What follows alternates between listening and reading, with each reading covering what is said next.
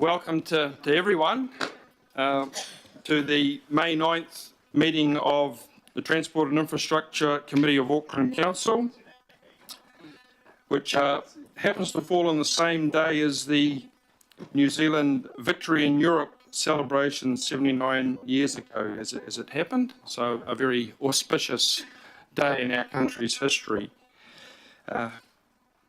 hopefully matched by the content of the committee today, and certainly it's not going to be for lack of substantive presentations, as you will see. Two very major presentations to us this morning that people have certainly been looking forward to. So we'll just get the formalities over before we get to our presentations. I'll just announce the members who are online. We've got Deputy Chair Chris Fletcher, alternate Haukura Chair David Taipri, Councillor Newman, Sayers, Walker and Leone are the ones who are online. We go to the apologies. Item 1, we've received apology for Member Renata for absence. Lateness, Councillor Fully on Council Business, Member Brown and Councillor Lee. Are there any I have missed out? Okay, there's a motion on the screen to accept the apologies. I'll move it. All those second. Thank you, Councillor Filipina. All those in favour? Aye. Okay, carried. Item 2, any declarations of interest? There are none. Item 3, confirmation of minutes. I'll move. Do I have a seconder? Thank you, Councillor Simpson. Second.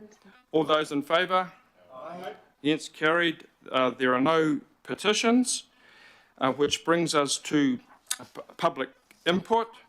We had 4 requests received, 2 accepted, 2 declined from Heart of the City and Gail and Jean Jorval, and both refused for the moment anyway, on the basis that there's a separate consultation process underway for both of those. So unfortunately they can't be heard today, which therefore brings us to our first presentation today. And to that end, I'll welcome Doppelmayr New Zealand, and I think it's Gareth Hayman, the Chief Executive Officer, who will be doing the presentation regarding the Auckland Airport to Botany Transport route, requesting consideration of alternative transport modes like cable car. Presentation was sent out. People may or may not have had the opportunity to look at it, but at any rate, I think Gareth will be referring to that in his presentation, after which we will open up for some questions. So over to you, Gareth, and welcome. Thank you, and tēnā koutou, and thank you again for the opportunity here to talk to you about a fantastic opportunity to integrate an innovative transport solutions into the city's network. So the presentation, Martin, thank you.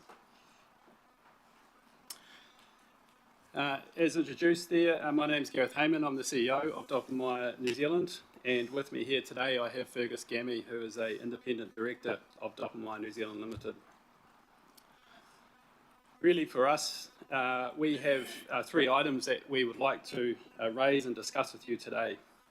Firstly, from our Urban Transport Solutions report that we released in November last year, we are announcing our narrow focus towards one particular route, which is the Auckland Airport to Botany route. Secondly, we'd like to share some of the further analysis that we've done on this particular route. And thirdly,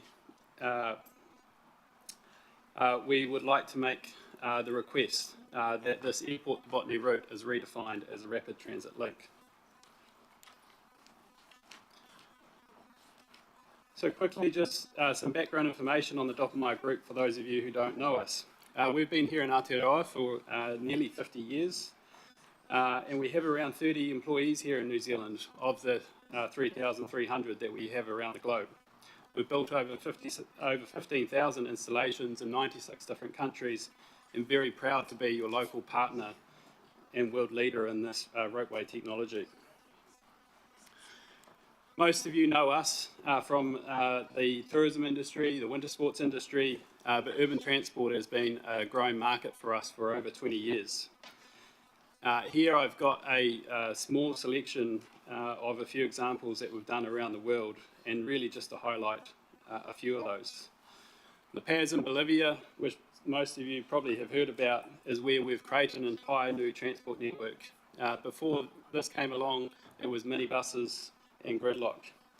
Today we celebrate its 10th birthday, where over 520 million people have been transported on the system, and it's 33 kilometres of network, if you like. So it's a subway network up in the sky.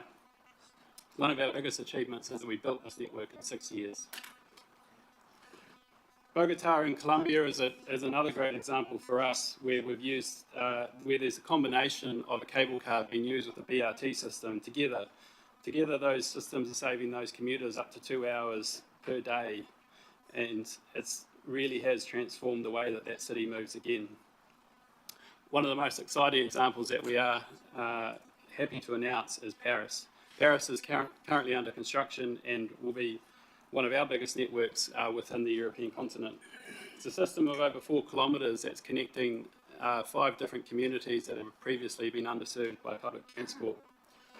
We're happy to say that that construction started last year, and it will be operational in 2026, linking those suburbs back to the metro and the major bus routes. We have a short video here just to provide you some better examples. We think a video will say a lot more than what a few pictures could.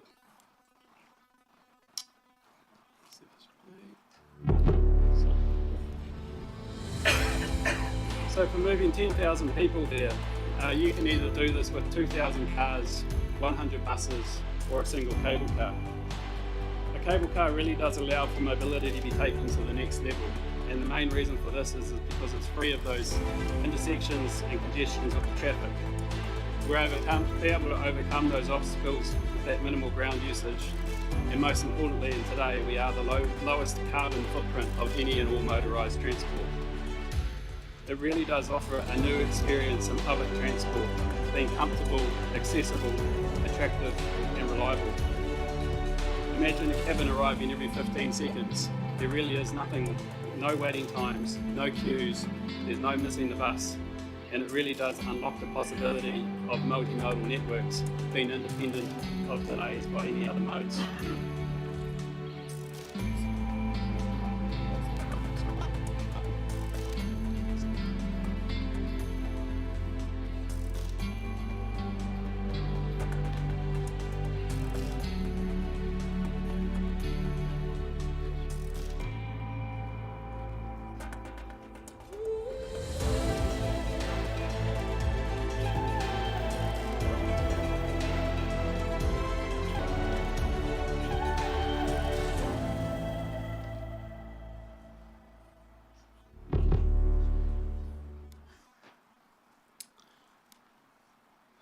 So when we do talk about transport systems, these are some of the key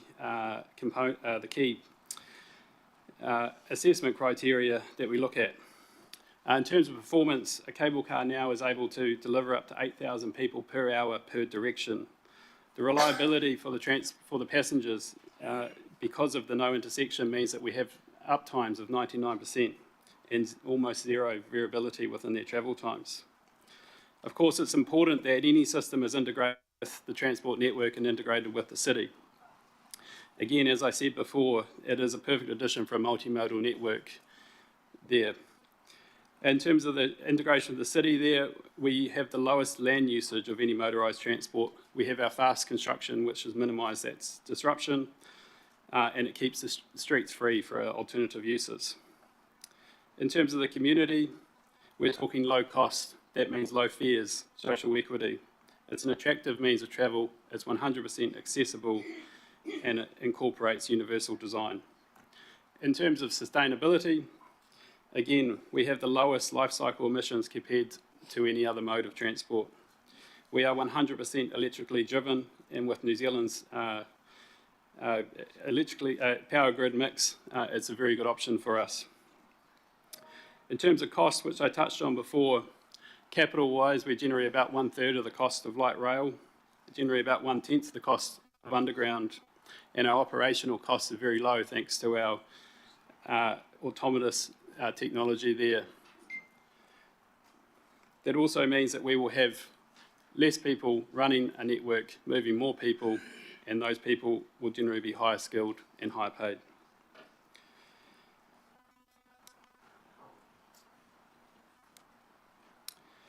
As mentioned, our research has highlighted the sizable opportunity for an aerial cable car to address the key transport challenges within the Auckland Airport to Botany route by reducing the congestion and pressure on the existing transport network.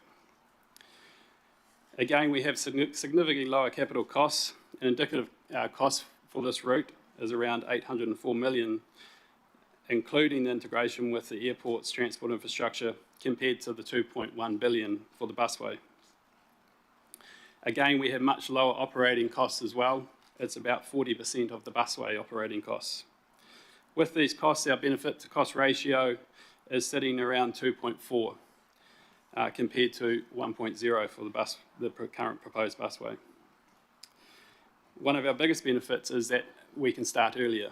With our short construction times, it means that potentially we could be up and running 7 years earlier, as where a busway would not be up and running until 2035. Currently, to date, this airport to Botany rapid transit link has not included cable cars. And that's our ask today is this route is really a key opportunity for Auckland through world-class infrastructure and effective transport solutions to make a difference. So we're asking today for you to consider cable cars in the Auckland Airport Botany rapid transit route by redefining this project as a rapid transit link. We also ask that you define public transport projects by demand and not by the mode of transport. Make sure that you allow modern technologies like cable cars and note their special characteristics which contribute towards the transport network, such as frequency, reliability, sustainability, comfort and accessibility, and also the ground use. So with that, I'd like to say thank you again for the opportunity to talk to you today, and we'll open ourselves up to any questions. Okay, thanks very much, Gareth and Fergus. So if, we'll open that up to questions now. The number of councillors, I think this item is going to be moved by Councillor Filipaina and seconded by Member Taipri, so we'll note that. But we'll go over to Councillor Simpson for the first question. Thank you very much for your presentation. I've got two questions. One, have you spoken to the airport about your idea and what do they think? And my second question, have you spoken to central government, i.e. the Minister for Transport, Minister for Auckland, about your idea and what do they think? So in terms of Auckland Airport, yes, we've had several discussions with Auckland Airport and they are welcoming of any public transport link within their campus. And secondly, to talk about the Minister of Transport, we haven't had a direct meeting, he is aware, and we have that planned for later this month already in his diary. I won't speak later, Chair, but it's a great idea. Thank you. Thank you, Councillor Simpson. Councillor Filipaina. Tēnā koe te he mana. Thank you, Chair. Tēnā korua, gentlemen, and also tēnā koe te rangatira, Sir Bob. Just want to acknowledge you as well. Look at that. Really two very quick questions. Number one, I saw in your presentation that you had under Paris, extend public transport network. That was the only one on that particular screen. So tell us about more around Paris, but actually why? And then I've got one further question. Kia ora. Kia ora, and great to be here. That's a great question. You know, Paris actually went through the same sort of transport studies, planning studies that we use in New Zealand. And they looked at all modes that were available, whether that was light rail, buses, tramways, etc. And the conclusion was that in that constrained space, which is very similar to the airport going through a residential area, that the cable car offered a great opportunity that they needed to look at. And effectively, over a 20-year period, they did all these studies and came to that conclusion. And we do think that Paris is a great example for Auckland because it's a similar urban area, it has the same sorts of challenges that we have and the same opportunities.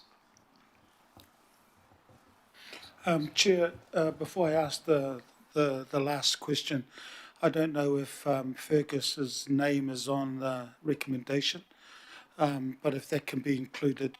My last part is that Andy and I were talking about graffiti, and is it possibly that if they get caught graffitiing in the gondola, they get thrown out? Let's say we can grab them at the end. Yes, there is that risk, but there is security in each individual cabin there monitoring them, so they'll be picked up pretty quickly, I would say. Thank you, Chair. Councillor Darby? Thanks, Gareth. Good to see you, Fergus, again. Just in terms of, you're saying identify this route as a rapid transit route, right? So are you saying what you are proposing is rapid transit? Now, am I correct in saying it moves 3,000 people per hour? So in answer to that question, cable car can move up to 8,000 per hour. For the airport to Botany route, the business case predicts a maximum usage of 2,000 per hour per direction, which is from the Puanui to airport link. So we've specified that as 3,000 per hour, which will be more than required. So, but going back to your first question, yes, this is a rapid transit mode. So in the sense that it moves a lot of people quickly at high frequencies, reliability. It can effectively do the work equivalent to most busways. Would not replace the heavy rail system, but for a route like airport to Botany, yes, it would meet the needs very well. So you're advocating for rapid transit. It has potential to move as many as 8,000, but you're modelling more like around about a 3,000. And I've just looked at the route, and it's about 17 kilometres, and I'm looking at your travel time of 7 metres per second. That's around, plus stop time, that's about 42, 43 minutes. Is that what you've worked out? Yes, that's correct for the whole length. And yes, it's about a 16k route for a cable car. So in terms of comparing, excuse me, to travel times for a busway, so it's very similar to the predicted busway travel time over that whole route. It would take a bit longer for the first leg, which is airport to Puanui. But the huge advantage you have with a cable car is that you don't have the waiting time and the big variability you tend to get with bus services. So the actual time for customers, if you like, when you take the total time, not just in vehicle time, is actually around the same. But in terms of total travel time, but in terms of frequency and reliability, it's hugely actually advantageous for a cable car. And you know that we've already invested in infrastructure on that route, in part, to accommodate either rapid bus or light rail in the future. Like the Puanui station, the overbridge is yet to be built, but it's all designed. So you're thinking, despite our commitment to investment, you think this is a better solution?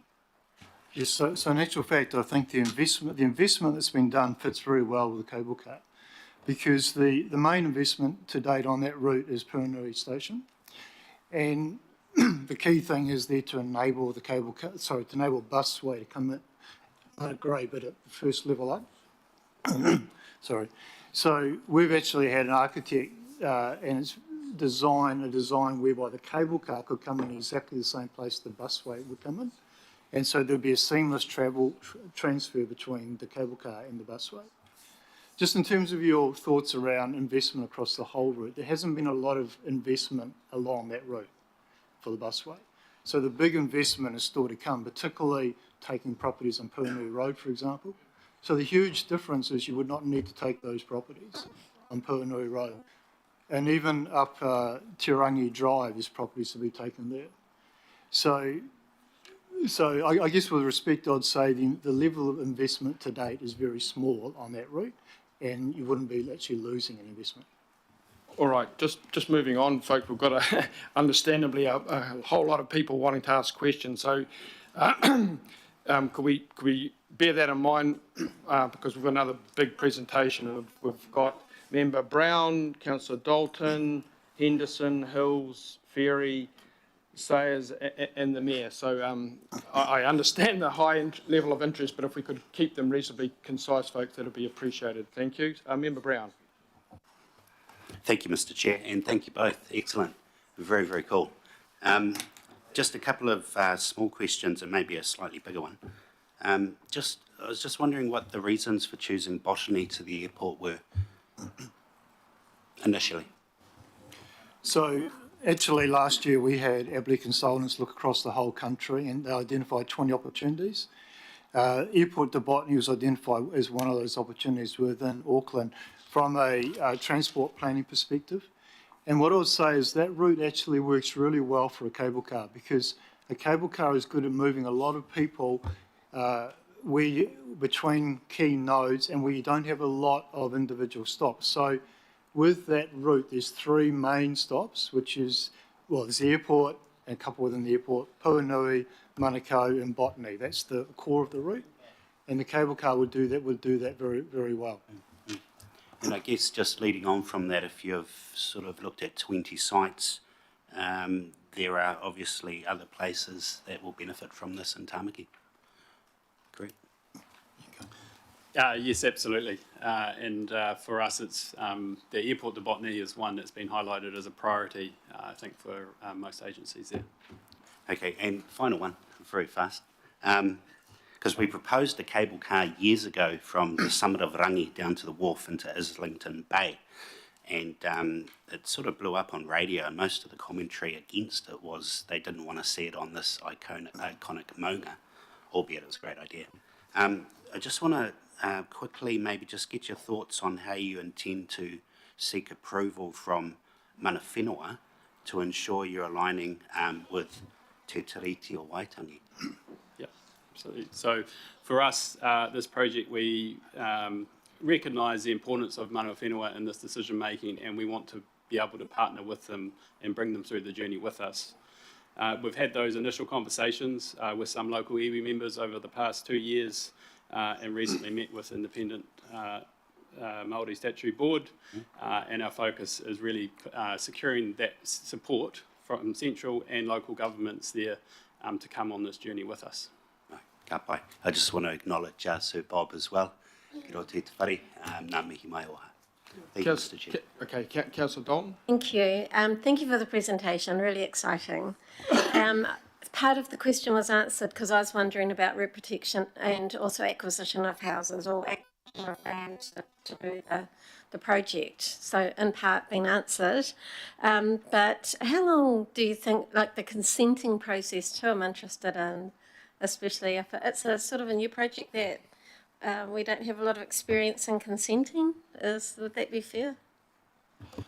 Oh, it was definitely a new project. We first in New Zealand. I guess in terms of consenting, in terms of straightforward consenting such as land take and impact issues, there is much less of that with this sort of project. So the land take is very small.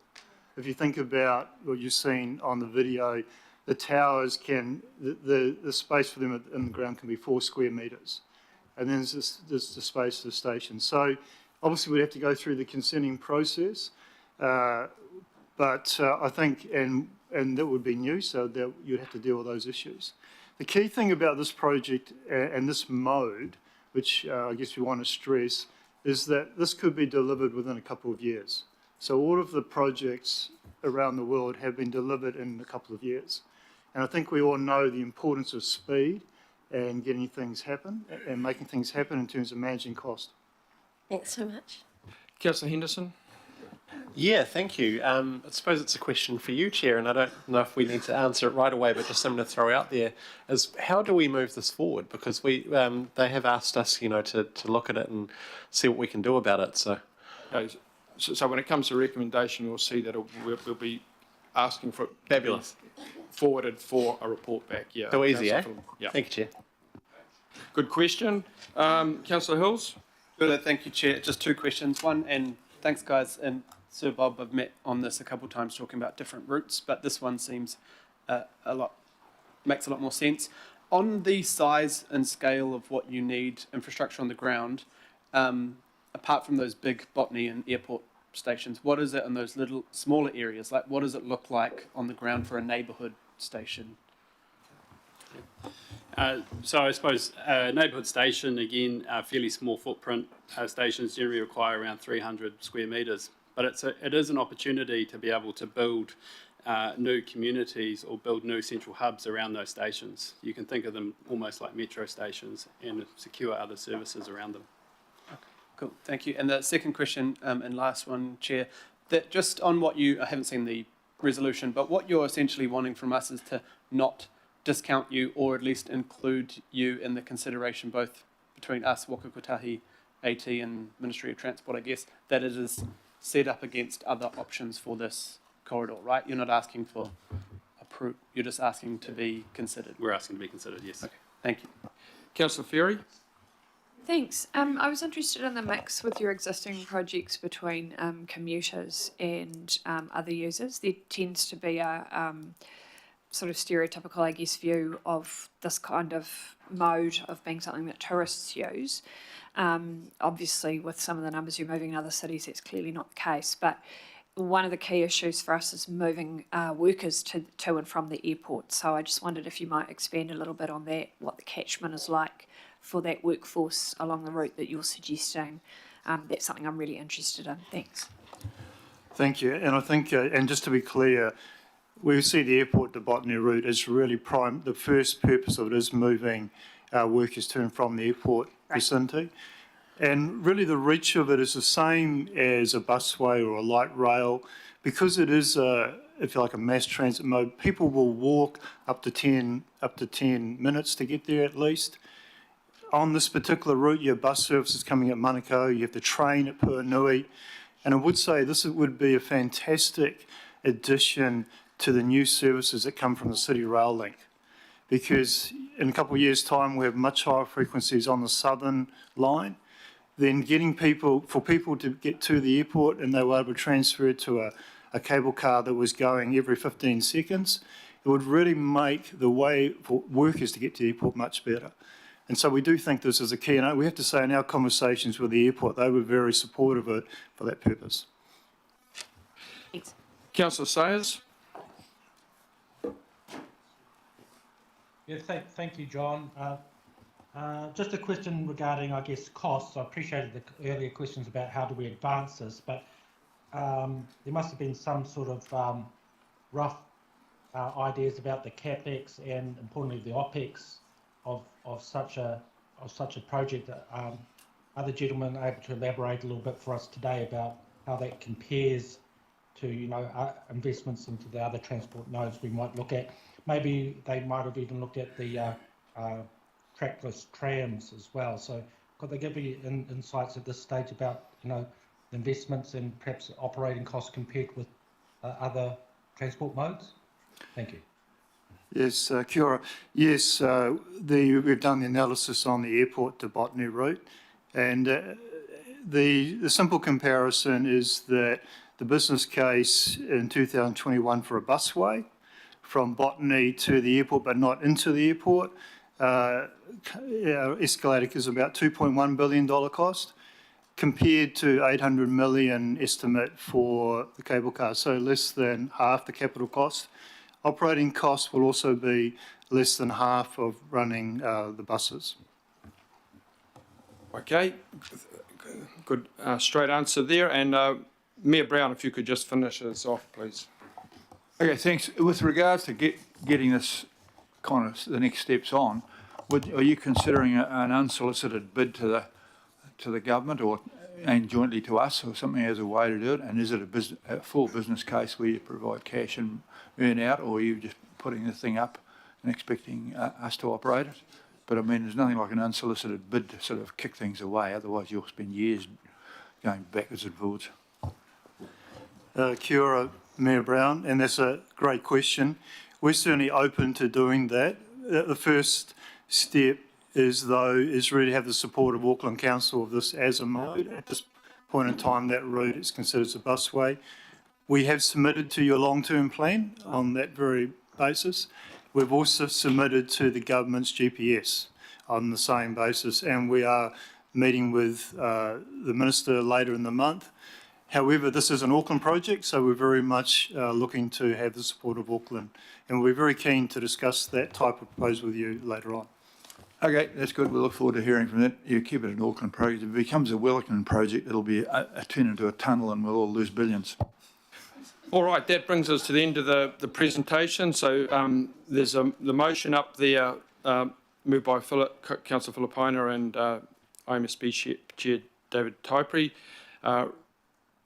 receiving the input from Gareth Fergus and Sir Bob Harvey, who's here, and most importantly, in respect of Councillor Henderson's question, forwarding the presentation to Auckland Council and Transport staff for consideration and a report back. I think this has pricked a lot of interest with the committee today, some very good questions, so we certainly look forward to hearing back from our relevant authorities, and thank you very much for the presentation. I think Auckland's at that point in its history now where we're open to new ideas, new ways of doing things, and that certainly was impressive. So thank you again. So it's been moved and seconded. All those in favour? Aye. Against? Carried. Thanks very much again.